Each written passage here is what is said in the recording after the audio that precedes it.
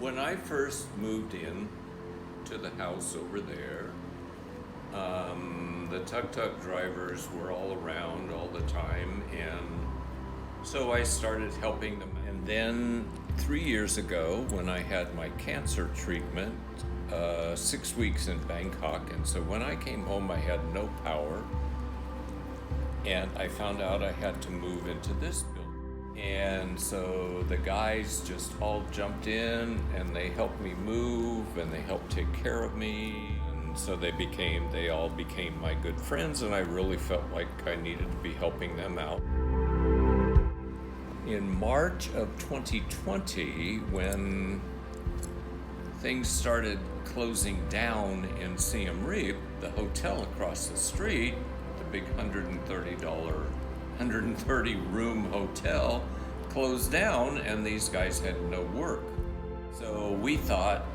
oh, this is just going to be a short thing. It'll be finished in October, November, and everything will be back to business. I looked around and found that Boren, who is the chef and is also part of my Khmer family, he needed a job. Said, oh, I can start using some of my retirement funds.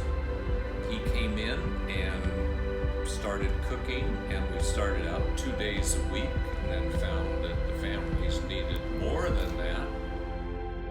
So we switched to 5 days a week. We increased the number of families to include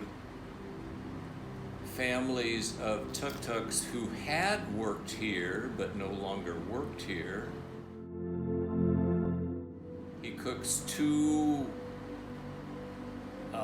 entrees, 2 types of food every day, and a big serving of rice. We get sandwiches and hamburgers, each one day a week, cooked by one of the other guys as a way to help in their income. We buy rice, and we gave out rice to all of the families. They all get 10 kilo of rice every 3 weeks. And then we started buying simple condiments, sets of condiments, sugar, salt, sauces, powders. Okay, well, as to what I think their lives would be like if we didn't do this, I think they would be having a lot of trouble keeping food. Not only do we give them their meals, but we also give them rice, which they can have free of the security for the hotel across the street, as well as the security for the TV station next door.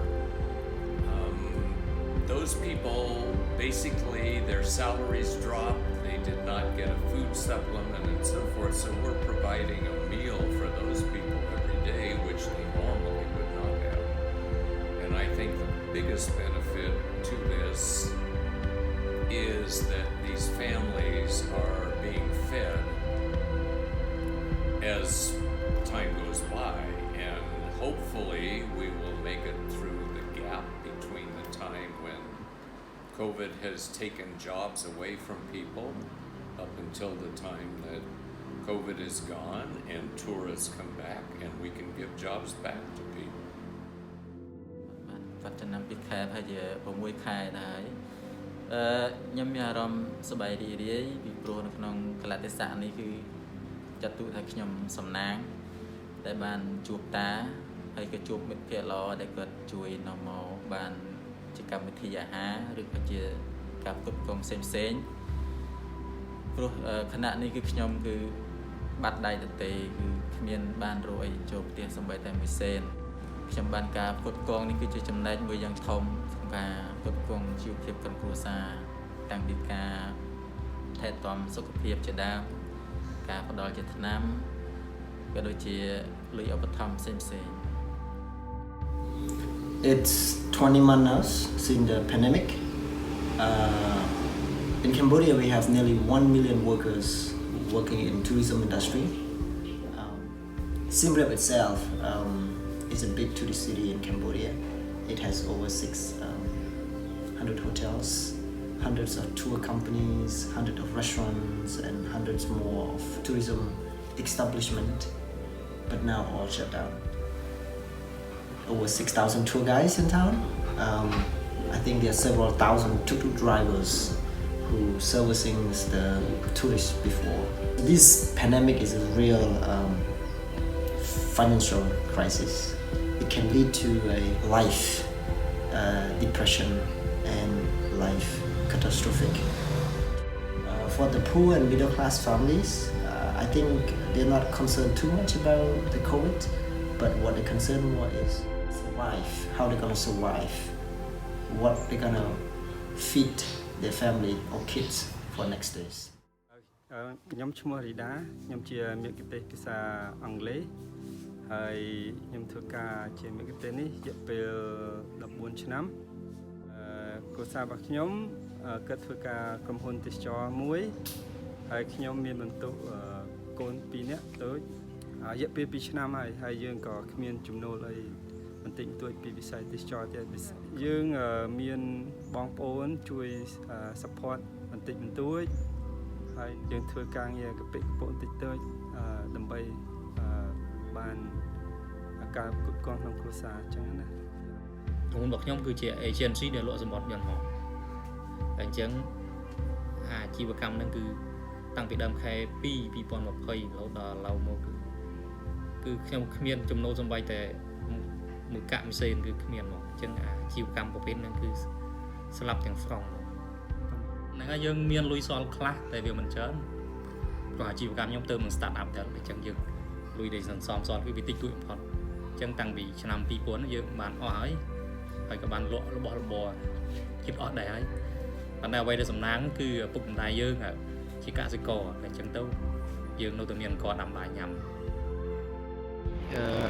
ខ្ញុំបាទបងឯងគឺជាចុងភៅម្នាក់នៅក្នុងកំពង់ Soup Kitchen ហើយក្នុងរយៈពេលនៃវិបត្តិ COVID នេះគឺយើងបានផ្គត់ផ្គង់ហូបអាហារជូនដល់សមាជិកទុកដែលជួបវិបត្តិមានចំនួន23គ្រួសារដោយក្នុង23គ្រួសារហ្នឹងមានចំនួនក្មេង39នាក់ហើយមនុស្សពេញវ័យ53នាក់ជាប្រចាំថ្ងៃគឺយើងបានចំណាយសម្រាប់23គ្រួសារចន្លោះពី46ទៅ48ដុល្លារក្នុងមួយពេលក្នុងមួយថ្ងៃហើយរយៈពេល2ឆ្នាំនេះគឺយើងបានផ្ដល់ឲ្យពួកគាត់រហូតដល់3000ប្រអប់បានជួយមួយផ្នែកធំដល់ខ្ញុំបាទផ្ទាល់ដើម្បីជាបានជាប្រាក់ចំណូលដើម្បីជួយផ្គត់ផ្គង់គ្រួសាររបស់ខ្ញុំផងដែរ In March of 2020, when we began the soup kitchen, we thought that the pandemic would be very short-lived and probably by November or maybe December it would be gone and we'd be back to a fairly normal life. 19 months later, we are still stuck in that abnormal life. Now that it is over and cleared, unfortunately, there is no great funds to continue with the hot food portion, but there are funds, and with your contributions, we can still continue to offer rice and basic condiments to everybody on a monthly basis. We also have been providing small medical help by paying for prescriptions and clinic visits rather than hospitalization, but a short visit to the doctor to clear up anything and to get any type of medical help. Anything that you would like to do would be more than welcome. And thank you for your participation for those of you who have been offering all along.